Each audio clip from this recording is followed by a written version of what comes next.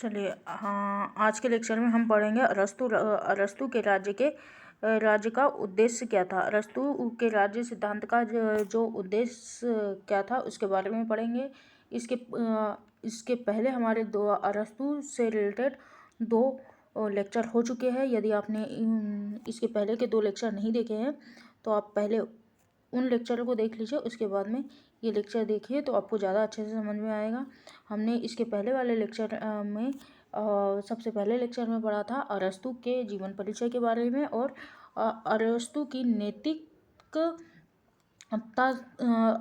नैतिकता संबंधित दर्शन के बारे में। और इसके बाद इसके दूसरे लेक्चर में हमने पढ़ा था अरस्तु का राज्य सिद्धांत। अरस्तु के राज्य सिद्धांत में अरस्तु का मानना था कि मनुष्य जो है अकेले रहते हुए अपनी समस्त आवश्यकताओं की पूर्ति नहीं कर सकता है। मनुष्य एक राजनीतिक और सामाजिक प्राणी है जो राज्य रूपी शरीर का अंग है। इसलिए अरस्तु ने कहा था जो राज्य से बाहर रहता है वह या तो पशु है या देवता है। इसके बाद हमने यह अरस्तु की जो राज्य संबंधी सिद्धांत है उन्होंने एक प्रारूप निश्चित किया था, उस प्रारूप के बारे में पढ़ा था। प्रारूप में उन्होंने यानी कि अपना जो सिद्धांत है राज्य का सिद्धांत उन्होंने 3 दशाएं बताई थी। पहली दशा बताई थी परिवार, दूसरी बताई थी परिवारों से मिलकर जो बना गांव है और तीसरी दशा बताई थी गांवों से मिलकर बना नगर राज्य जो होता है उसके बारे में बताया था। और फिर हमने पढ़ा था जो अरस्तु है, अरस्तु के राज्य सिद्धांत का स्वरूप क्या था और विशेषताएं क्या थी। विशेषताओं में उन्होंने जो विशेषताएं बताई थी उसमें हमने पढ़ा था कि राज्य एक प्राकृतिक संस्था है, उसे डिफाइन किया था कि प्राकृतिक संस्था कैसी है। दूसरा उन्होंने कहा था कि नगर राज्य समाज का श्रेष्ठ राजनीतिक संगठन होता है। तीसरी बात कही थी कि राज्य का आत्मनिर्भर होना। चौथा उन्होंने बहुलता को एक्सेप्ट किया था। और अरस्तु ने विशेषता बताई थी कि राज्य जो है व्यक्ति से पूर्ववर्ती है ना कि व्यक्ति। और उन्होंने राज्य के उद्देश्य बताए थे। तो राज्य के उद्देश्य आज हम अरस्तु के जो राज्य का उद्देश्य है उसी के ऊपर चर्चा कर रहे हैं। उन्होंने राज्य के उद्देश्य में उनका मानना था, यानी कि अरस्तु का मानना है कि राज्य की सत्ता उत्तम जीवन के लिए है। राज्य की जो सत्ता है वह उत्तम जीवन के लिए है, ना कि केवल जीवन व्यतीत करने के लिए। उन्होंने अपने उद्देश्यों को कैसे पूरा किया है इसके बारे में हम आज जानेंगे। उन्होंने पहला पॉइंट अपने राज्य के उद्देश्य में पहला पॉइंट सबसे पहले पॉइंट क्लियर किया था। एक सेकंड,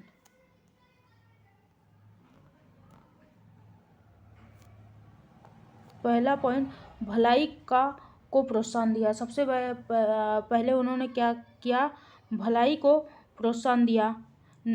उनका मानना था कि नागरिकों की जो भलाई है उनका भरण पोषण और नैतिक व न्यायनिष्ठ नागरिकों का सृजन करना राज्य का उद्देश्य है। पहला उद्देश्य था भलाई को प्रोत्साहन देना। भलाई के प्रोत्साहन में उन्होंने नागरिकों की भलाई, उनका पालन पोषण और नैतिक व न्यायनिष्ठ नागरिकों का सृजन करना पहला उनका उद्देश्य था। दूसरा उद्देश्य था श्रेष्ठ गुणों का विकास करना।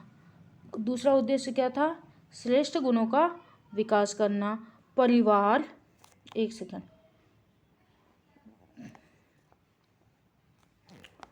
दूसरा उद्देश्य था इनका श्रेष्ठ गुणों का विकास करना। परिवार, ग्राम और नगर राज्यों को सामूहिक उद्देश्य, परिवार, ग्राम और नगर राज्यों को सामूहिक उद्देश्य संपूर्ण समाज में श्रेष्ठ गुण जिनसे मानव स्वतः अपना विकास करे को प्रोत्साहन देना था।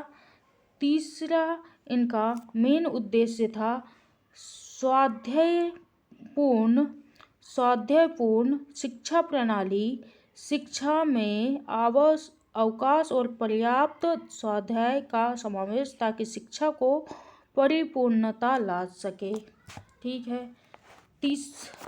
क्या था, इसका तीसरा उद्देश्य था स्वाध्याय पूर्ण शिक्षा प्रणाली। शिक्षा में, कहने का मतलब शिक्षा में अवकाश और पर्याप्त स्वाध्याय का समावेश ताकि शिक्षा में परिपूर्णता ला सके। इनका चौथा उद्देश्य था नैतिक एवं मानसिक शक्तियों का विकास करना। राज्य के सिद्धांत में क्या दिया? नैतिक एवं मानसिक शक्तियों का विकास करना। नैतिक और मानसिक शक्तियों में राज्य जो है मनुष्य को पशु स्तर से उठा सकता है। अरस्तु का मानना था कि राज्य जो है वह मनुष्य को पशु स्तर से उठा सकता है, अतः नागरिकों की आंतरिक नैतिक एवं मानसिक शक्तियों का विकास करना, यह इनके राज्य सिद्धांत का मुख्य उद्देश्य था। इनका एक और मेन उद्देश्य क्या था? इनका पांचवा उद्देश्य था जन कल्याण। जन कल्याण इनका मेन उद्देश्य था। विभिन्न योजनाओं, व्यवस्थाओं और प्रयासों का सामूहिक उद्देश्य राज्य व जन कल्याण हो। जो योजनाएं थी, व्यवस्थाएं थी और जो प्रयास था उनके माध्यम से वे चाहते थे कि राज्य का कल्याण हो और जो वहाँ की जो जनता है, वहाँ राज्य की जो जनता है उसका कल्याण हो, यह उनका मानना था। ठीक है, समझ में आया कि अरस्तु के राज्य सिद्धांत के कौन कौन से मुख्य उद्देश्य थे। हमने उद्देश्य में सबसे पहले पढ़ा भलाई को प्रोत्साहन दिया, सबसे पहली बात। दूसरी बात, उन्होंने श्रेष्ठ गुणों का विकास किया, श्रेष्ठ गुणों के विकास पर ध्यान दिया। तीसरा, उनका मेन उद्देश्य था स्वाध्यायपूर्ण शिक्षा प्रणाली। चौथा उद्देश्य इनका मेन था क्या? नैतिक एवं मानसिक शक्तियों का विकास करना। और पांचवा उद्देश्य था जन कल्याण करना। जन कल्याण करना मतलब कि जो जनता है उसका कल्याण करना। ठीक है, समझ आया। इसी में हम ऐड कर लेते हैं अरस्तु का मध्य मार्ग। ठीक है, इसी में हम मध्य मार्ग भी पढ़ लेते हैं कि अरस्तु ने मध्य मार्ग, कौन सा मध्य मार्ग अपनाया था। ठीक है, अरस्तु का मध्य मार्ग जो है प्लेटो का राजनीतिक चिंतन आदर्शवादी था। प्लेटो का जो राजनीतिक चिंतन था वह आदर्शवादी था, जिसकी प्राप्ति काल्पनिक प्रतीत होती है। प्लेटो का जो राजनीतिक चिंतन था वह आदर्शवादी था, जिसकी प्राप्ति काल्पनिक प्रतीत होती है। अरस्तु ने यथार्थवाद का समायोजन कर प्लेटो की आदर्शवादी राजनीतिक विचारधारा में संशोधन किया। इस संशोधन को ही अरस्तु का मध्य मार्ग या गोल्डन मीन कहा जाता है। कई बार एग्जाम में पूछ लिया जाता है, पीएससी के 4th पेपर में 3 नंबर के क्वेश्चन में पूछ लिया जाता है कि अरस्तु का मध्य मार्ग क्या था या गोल्डन मीन क्या था। तो इसलिए हम इसके बारे में पढ़ रहे हैं। प्लेटो का जो राजनीतिक चिंतन क्या था? आदर्शवादी था, लेकिन अगर से देखा जाए तो वह काल्पनिक था। अरस्तु ने उसको यथार्थवाद या यथार्थवाद का समायोजन कर प्लेटो की जो आदर्शवादी राजनीतिक विचारधारा है उसमें संशोधन किया, और इस संशोधन को ही अरस्तु का मध्य मार्ग या गोल्डन मीन कहा जाता है। अरस्तु के अनुसार मध्य मार्ग का अनुसरण करने वाला जीवन ही श्रेष्ठ है। अरस्तु का मानना था कि मध्य मार्ग का अनुसरण करने वाला जीवन ही श्रेष्ठ है।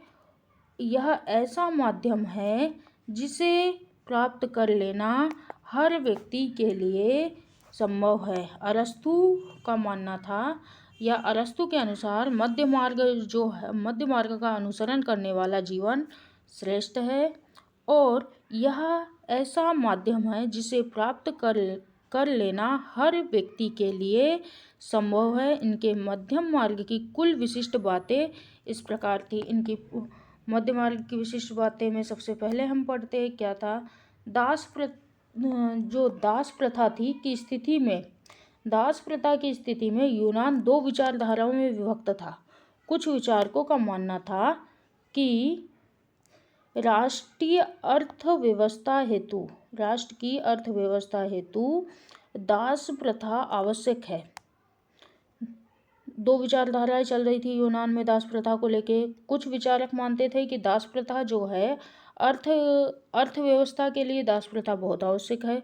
वही दूसरी कुछ विचारकों का मत था कि स्वतंत्र मनुष्य का जन्म सिद्ध अधिकार है। स्वतंत्रता जो है मनुष्य का जन्म सिद्ध अधिकार है। अरस्तु ने दोनों बातों को मिलाया और अपना मध्यमार्गी मत आगे बढ़ाया। ठीक है। दास प्रथा की स्थिति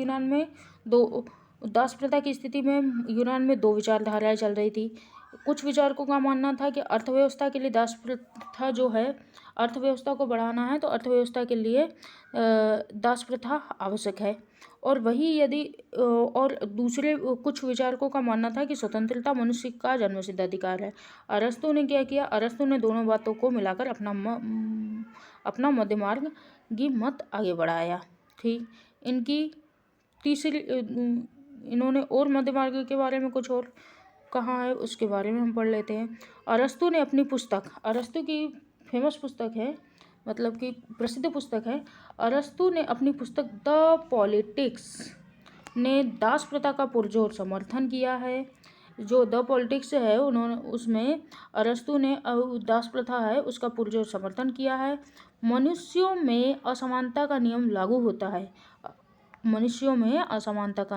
होता है। अरस्तु के अनुसार प्रकृति जो है स्वामी या दास में अंतर करना जानती है। अरस्तु का मानना था कि हमारी जो प्रकृति है या नेचर है वह स्वामी या दास में अंतर करना जानती है। उनके अनुसार जो व्यक्ति प्रकृति से शक्तिशाली हष्टपुष्ट होता है, अरस्तु के अनुसार जो व्यक्ति प्रकृति से शक्तिशाली और हष्टपुष्ट होता है, जिनमें बुद्धि व विवेक का सर्वथा अभाव होता है, यानी कि शरीर से तो हष्टपुष्ट है, शक्तिशाली है, लेकिन बुद्धि और विवेक का हमेशा अभाव होता है, वह स्वभावतः दास या सेवक होता है। ऐसा किसका मानना था? ऐसा मानना था अरस्तु का। और दूसरी बात इनका मानना था कि जो व्यक्ति प्रकृति से सुंदर है, सुकोमल है, वह एवं बुद्धि व विवेक से परिपूर्ण होता है, वह स्वभावतः स्वामी होता है। इस प्रकार प्रकृति के अनुसार अरस्तु के द्वारा कार्यों का विभाजन किया गया। ठीक। आगे हम बढ़ते हैं और पढ़ते हैं इसके बारे में, अरस्तु के मध्यमार्ग के बारे में। अरस्तु की मान्यता थी कि वह राज्य जो दास प्रथा पर आधारित नहीं है वह स्वयं दास है। अरस्तु का मानना था कि वह राज्य जो दास प्रथा पर आधारित नहीं है वह स्वयं दास है। वे कहते थे कि जिस राज्य में दास प्रथा नहीं है वह खुद ही एक दास है। इसके अलावा शासन प्रणाली में भी अरस्तु मध्यमार्ग अपनाता है। शासन प्रणाली में भी मध्यमार्ग अपनाता है, जिसमें राज्य और जनता दोनों एक दूसरे के पूरक है, यह मानना है अरस्तु का। इसमें दूसरा, अरस्तु जनसंख्या, भौगोलिक स्थिति, क्षेत्र, भूभाग के माध्यम से भी मध्यमार्ग अपनाता है। अरस्तु जनसंख्या, भौगोलिक स्थिति, क्षेत्र, भूभाग के माध्यम से भी मध्यमार्ग अपनाता है, जिसमें समस्त नगर राज्यों का समावेशन हो। और लास्ट, इन्होंने मध्यमार्ग शिक्षा की पद्धति में भी इन्होंने मध्यमार्ग अपनाया। कैसा अपनाया इन्होंने? शारीरिक और मानसिक दोनों के संतुलन विकास के रूप में अरस्तु का मध्यमार्ग स्पष्ट होता है। ठीक है, समझ में आया? उन्होंने शासन की जो प्रणाली है, शासन प्रणाली में भी मध्यमार्ग को अपनाया। उन्होंने कहा कि जनता और राज्य जो है एक दूसरे के पूरक है। अरस्तु ने जनसंख्या, भौगोलिक स्थिति, क्षेत्र, भूभाग के माध्यम से भी मध्यमार्ग अपनाता है, जिसमें समस्त नगर राज्यों का समावेशन करता है। और शिक्षा पद्धति में भी उन्होंने जो है मध्यमार्ग को ही अपनाया। शारीरिक और मानसिक दोनों के संतुलन के विकास के रूप में अरस्तु का मध्यमार्ग स्पष्ट होता है। और इन्होंने प्रकृति के अनुसार अरस्तु के द्वारा कार्यों का विभाजन किया गया। उन्होंने भी प्रकृति को भी प्रकृति जो है प्रकृति उन्होंने अरस्तु का मानना था कि जो प्रकृति है वह स्वामी या दास में अंतर करना जानती है। उनके अनुसार जो व्यक्ति शक्तिशाली है, हष्टपुष्ट है और बुद्धि व विवेक का उनमें अभाव है, वह व्यक्ति दास या सेवक स्वाभाविक रूप से दास या सेवक होता है। और जो व्यक्ति सुंदर, कोमल और बुद्धि और विवेक से परिपूर्ण होता है वह स्वाभाविक रूप से स्वामी होता है, ऐसा अरस्तु का मानना था। चलिए आज के लेक्चर में हम बस इतना ही पढ़ते हैं। अगले वाले लेक्चर में हम पढ़ेंगे अरस्तु के कानून संबंधित जो सिद्धांत थे या कानून संबंधित जो विचार थे उनके, उसके बारे में पढ़ेंगे। आज के लेक्चर में बस इतना ही। Okay, thank you.